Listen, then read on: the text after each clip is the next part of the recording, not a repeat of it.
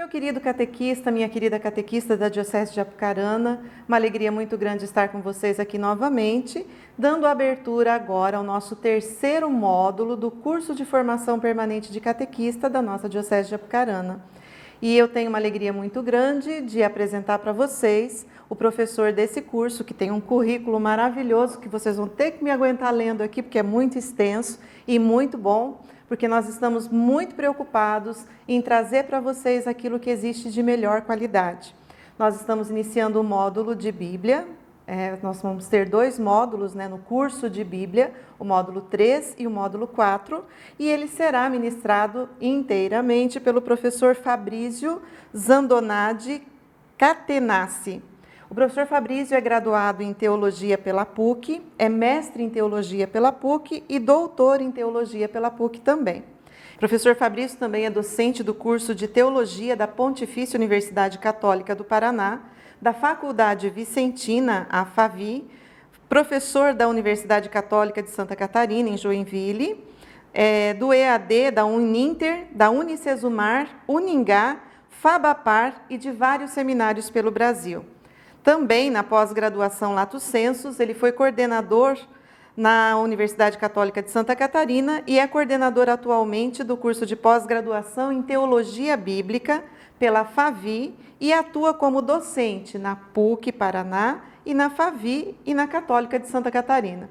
Eu disse para vocês, é um currículo maravilhoso. Também foi membro de diretoria. Aqui eu não vou dar conta de falar, porque é muito nome internacional. Vem, Fabrício, para você se apresentar a gente. Pode colocar para a gente esse curso aqui, porque eu não sei nem falar esse nome aqui, Fabrício. Tá bom, gente. Eu trabalhei com a rede de teólogos e teólogas do CELAM. Era uma estrutura chamada CEBTEPAL. Experiência bonita, em que a gente pensava a formação teológica na América Latina e ajudava daí a Conferência Episcopal. E hoje trabalho como membro da diretoria da Associação Brasileira de Pesquisa Bíblica. Tudo, gente, parece honra, mas não é. É tudo serviço, né? É a coisa que a gente faz para fazer a palavra de Deus crescer, que é o mais importante.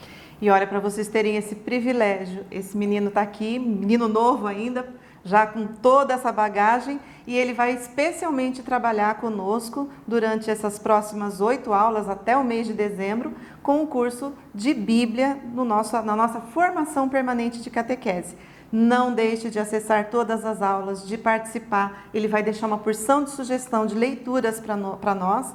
Então, vai acompanhando o curso, vai estudando junto, que eu tenho certeza absoluta que vai valer cada segundo de investimento no seu conhecimento e de investimento na sua missão de catequista.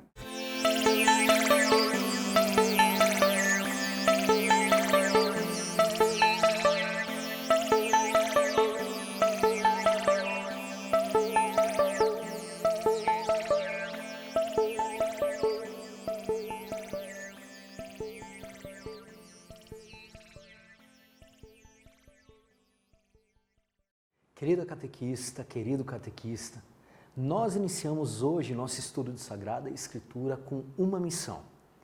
E a nossa missão é trazer para você uma grande provocação, para que nessa escola em que se busca a formação permanente, você tenha cada vez mais sede e possa procurar com força, com coragem, apaixonar-se mais pelo Cristo que se revela a nós por meio das Escrituras, mas também compreendendo como as Escrituras elas são uma grande combinação entre a perfeição e a santidade de Deus, que fala conosco, se revela a nós.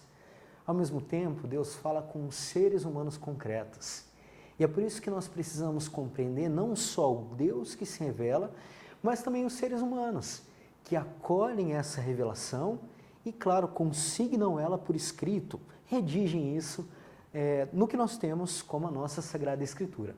Portanto, pegue o seu caderninho, pausem um pouquinho o vídeo, pega o seu caderno, pega a sua Bíblia, porque nós vamos trabalhar com ela o tempo todo, tá certo? Espero que essa experiência chegue no seu coração. Nós não temos hoje a pretensão de trabalhar com o nosso curso com toda a Bíblia em seus pormenores, mas de trabalhar em alguns temas que são importantes como catequistas e que a nossa molecada traz naquelas perguntas cabulosas, né, gente? que às vezes deixam a gente sem resposta. Então vamos conhecer aqui alguns caminhos para se aprofundar e também trabalhar com algumas questões aí que são comuns dentro da catequese, ok? O nosso primeiro tema se refere à Bíblia como palavra de Deus, mas palavra de Deus revelada aos seres humanos. Então nós vamos trabalhar a Bíblia como revelação de Deus, uma revelação que não acontece só na Bíblia, mas também na tradição e é interpretada pelo magistério. E depois nós vamos conhecer um momento fundamental, quando a Bíblia se torna um livro. Afinal, como a Bíblia foi construída? Quando ela foi escrita? Por quem ela foi escrita? Hoje nós vamos desenvolver, pelo menos, o tema do exílio da Babilônia, que é um momento essencial para descobrir que é lá no sofrimento que surge essa interpretação maravilhosa de quem é Deus, para gerar esperança e, claro, a Bíblia que nasce da vida continua sendo viva e gerando em nós a verdadeira vida. Muito bem, pessoal, vocês devem conhecer um documento chamado Dei Verbum. Se você não conhece, fique tranquilo, tranquila. A Dei Verbum é um documento que nasce lá no Concílio Vaticano II. Quando a nossa igreja para pensar em quem ela é, pensa na sua missão, na sua identidade. Lá na década de 60, entre 62 e 65, no finalzinho já, na quarta reunião do concílio, os nossos bispos do mundo inteiro param para pensar em como Deus se revelou aos seres humanos. E assim eles escrevem uma constituição dogmática. Esse é um nome importante.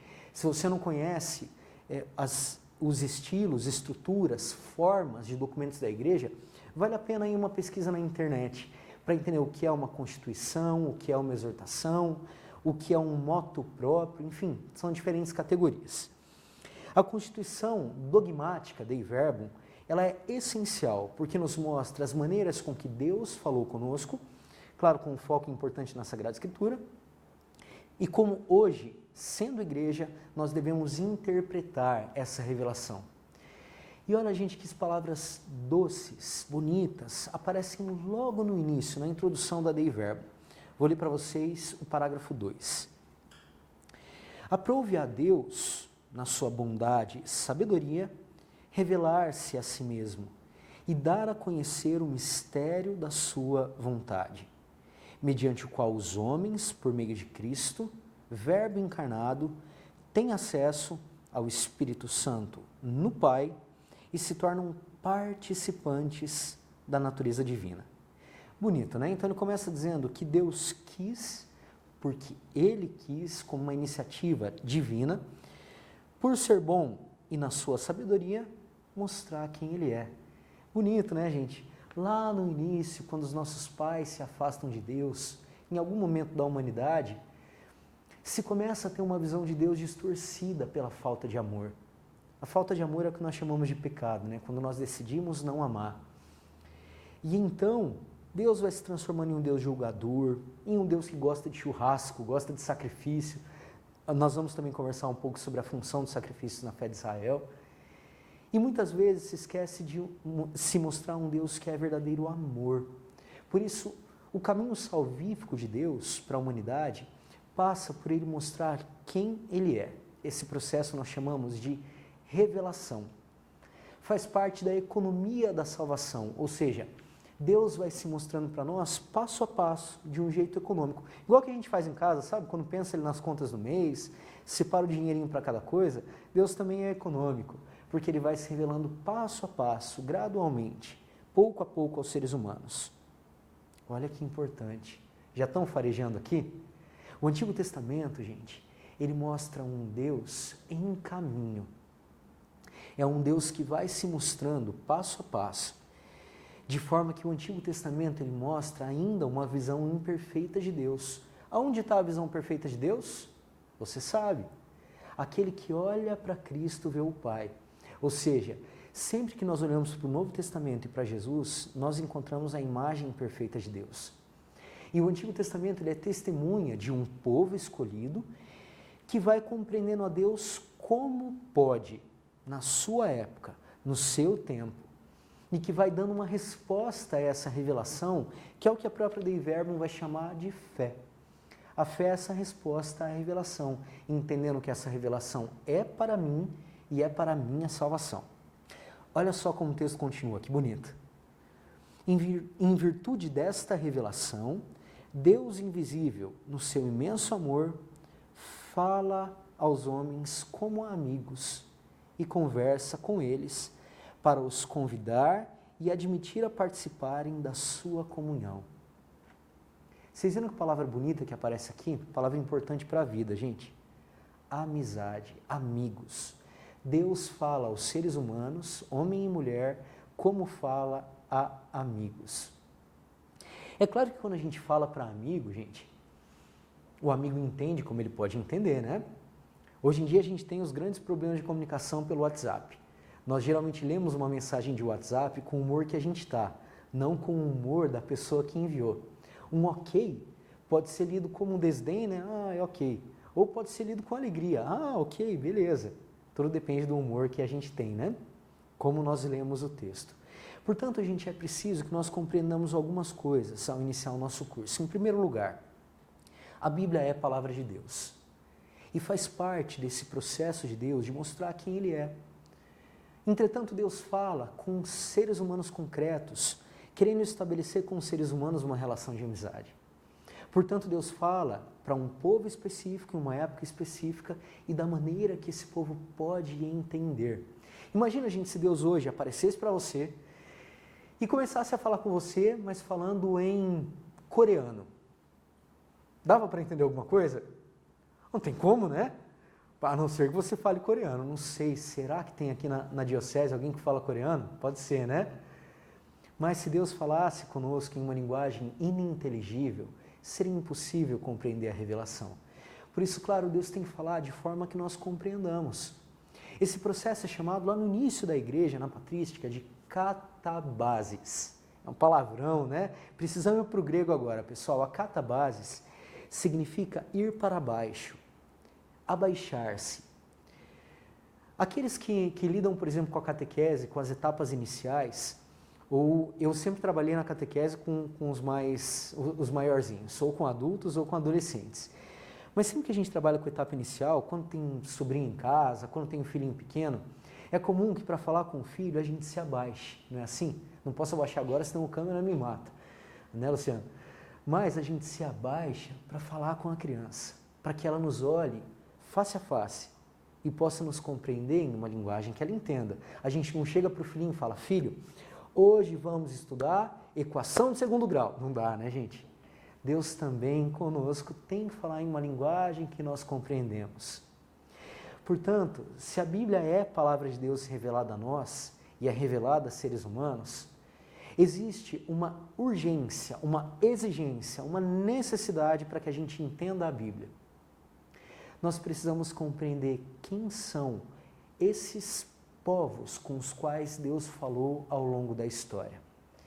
Nós precisamos entender as demandas humanas, os símbolos, a história, a geografia, para que, a partir disso, nós possamos passar esse texto para a nossa realidade. Não tem como, pessoal, entender a Bíblia sem compreender esses dois braços, as duas faces dessa moeda. A Bíblia como palavra de Deus, mas a Bíblia como uma palavra de Deus que é compreendida pelo ser humano e escrita por seres humanos. Quando nós estudamos Bíblia, por exemplo, lá nas línguas originais, no grego, no hebraico e no aramaico, nós encontramos às vezes na Bíblia erros gramaticais. Daí você fala, será que Deus esse dia acordou falando nós vai, nós fumo, falando meio errado ou não? Claro que não, né, gente? Deus sabe falar grego e hebraico.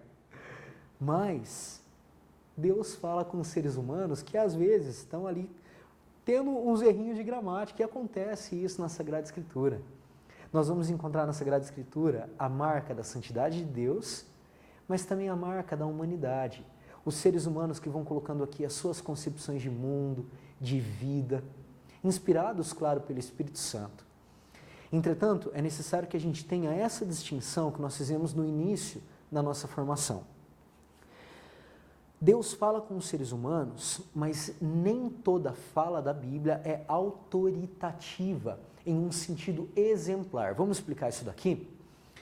Se nós abrirmos, por exemplo, o Antigo Testamento, a gente vai ver um mandamento que parece até cruel para nós. O livro de Números manda que quando uma mulher e um homem são pegos em adultério, que eles sejam mortos. Ou, vou pegar uma lei ainda mais complicada, as mulheres aqui vão ficar bravas comigo. Números no capítulo 5, tem mulher aqui no estúdio também, vocês vão ficar bravas comigo não, né? Números capítulo 5 diz assim: se desconfia que uma mulher está traindo o marido, ela tem que ser levada para o sacerdote, e o sacerdote vai varrer todo o templo, pegar a sujeira do templo e fazer uma água impura, chamada de ordalha. A mulher tem que beber essa água. Se não faz mal para ela e ela fica tranquilinha, inocente. Se a água podre do chão do templo faz mal para ela, ela é considerada culpada. Gente, vocês imaginam o tanto de homens que usaram essa desculpa para se separar das mulheres ali na antiguidade e fazer elas se tornarem culpadas do adultério? Que terrível isso, né? Mas é claro que a gente está entendendo que é uma lei extremamente antiga, feita por uma sociedade centrada no homem, no masculino, androcêntrica, como a gente chama. Em boas partes é uma sociedade machista, sim, e que produz esses textos valorizando muito mais o homem do que a mulher, ou o masculino do que o feminino. Se esse texto do Antigo Testamento é aplicado hoje com autoridade exemplar, a gente vai ter que continuar fazendo esses mesmos rituais. Entretanto, na nossa interpretação da Bíblia, a gente não usa o Antigo Testamento como a regra máxima de fé. Qual é a regra de fé? Cristo. Se o Antigo Testamento, por exemplo, pede para que se faça guerra santa, e isso está previsto no Antigo Testamento, a gente precisa passar essa lei lá por Cristo. Cristo pediu guerra? Do contrário, né? Quando Cristo vai ser preso e Pedro desembainha a espada e decepa a orelha do soldado, daí depende dos evangelhos, eles são um pouquinho diferentes ao contar essa história, mas Cristo restaura a saúde do soldado e manda Pedro guardar a espada, porque Cristo não defende nem a violência, nem as armas, nem a guerra. Nós precisamos enxergar o Antigo Testamento, portanto, pessoal, como um testemunho do caminho dos israelitas para entender quem é o Senhor. E o Novo Testamento, Cristo, é a nossa chave para ler a nossa vida de fé. A regra máxima da nossa vida é o próprio Cristo. Sempre e quando o nosso coração se aproxima do coração de Cristo, nós estamos cumprindo a vontade de Deus expressa no seu reino. Vocês se lembram, gente, daquela música do Padre Zezinho? Eu não vou cantar aqui porque senão seria um castigo, não seria uma aula. Mas tem uma música antiga que eu aprendi na minha catequese, inclusive, que diz: amar como Jesus amou, pensar como Jesus pensou. Esse é o caminho, pessoal. Entrar na dinâmica do reino e cumprir a proposta de Jesus. Certo? Olha só quanta coisa a gente aprendeu aqui então. A Bíblia é um livro humano e divino. Os seres humanos acolhem de Deus essa revelação que vai sendo gradual no Antigo Testamento e plena em Jesus. E a partir daí, essa resposta de fé, ela é consignada em boas partes por escrito. Pergunta: a Bíblia é toda a palavra de Deus? Resposta: não. A palavra de Deus, gente, ela não está só na Bíblia, ela também está fora da Bíblia. Naquilo que nós chamamos da sagrada tradição. Você já deve ter ouvido falar nisso com certeza, não é? A palavra de Deus escrita é a Bíblia, a Sagrada Escritura. Entretanto, Deus também fala no coração da igreja, nos 12 apóstolos, que são continuados no seu ministério pelos nossos bispos, pelo episcopado. E essa palavra de Deus guardada no coração da igreja primitiva e conservada no coração do episcopado, nós chamamos de Sagrada Tradição. E quem deve interpretar essa palavra de Deus revelada a nós?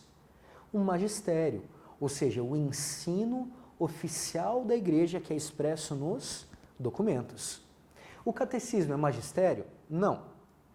O catecismo ele é uma compilação, ou seja, uma reunião sistemática e ordenada do magistério. Por isso que o catecismo, gente, de tempos em tempos, ele vai mudando, porque à medida que a gente vai evoluindo na nossa compreensão sobre Deus, a gente vai também adequando o catecismo ao nosso tempo, ok? Finalmente, gente, como a Bíblia é escrita? De maneira simples, olha só.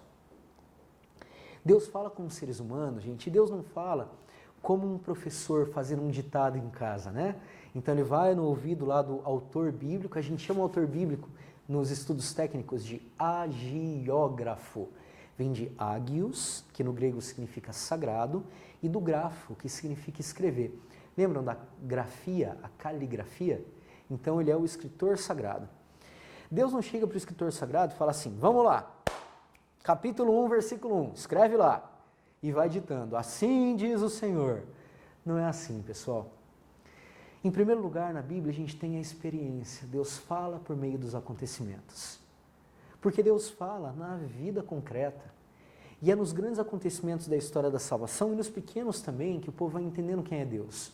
No caminho pelo deserto, no êxodo, na grande experiência de libertação, nas relações humanas, a relação entre pai e filho, as brigas entre filhos. Lembra da história de Esaú e Jacó?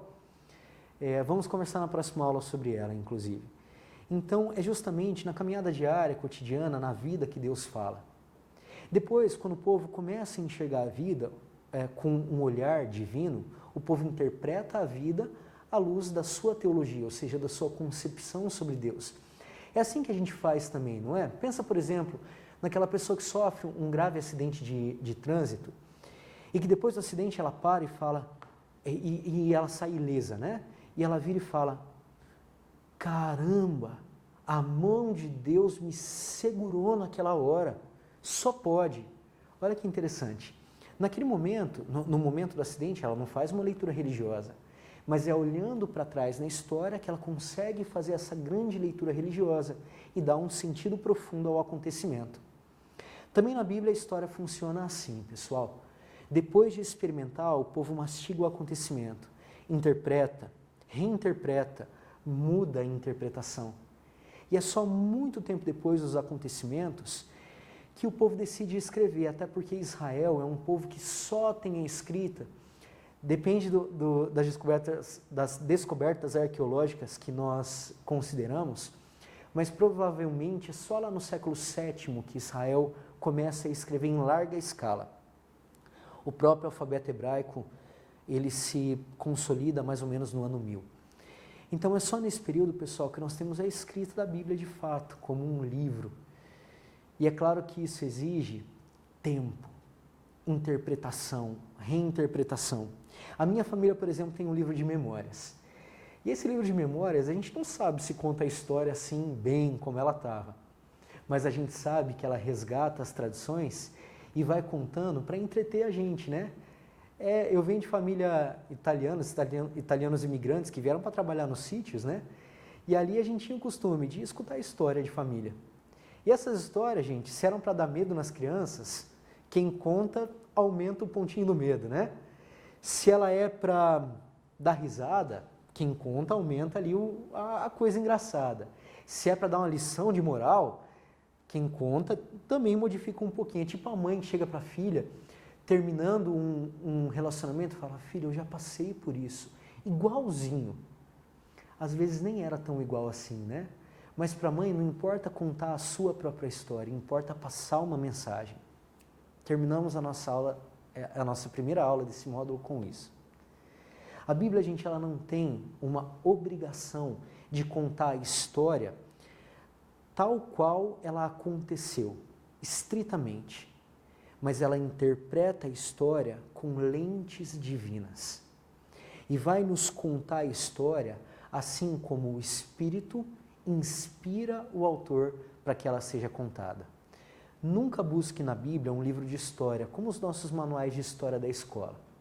Isso não existe. A Bíblia é o livro que interpreta a história de maneira livre, porque ela tem uma função.